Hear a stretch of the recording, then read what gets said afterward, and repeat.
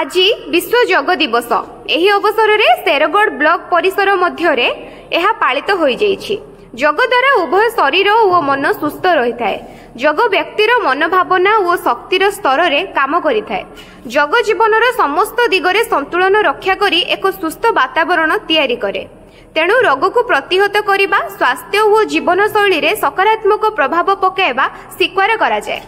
आयुष मंत्रालय द्वारा 21 जून 2015 नुआ दिल्ली राजपथ में प्रथम आंतर्जातिक योग दिवस पालन करा जायतिला। एथिरे 35,985 जन योग दिवस रे सामिल होई विश्व रेकर्ड रे स्थानित होइथिला। तत्सहित 84 देशर नागरिक एककालीन योग अभ्यास करी विश्व रे एक प्रचार और प्रसार करिवार एक वातावरण सृष्टि होइथिला।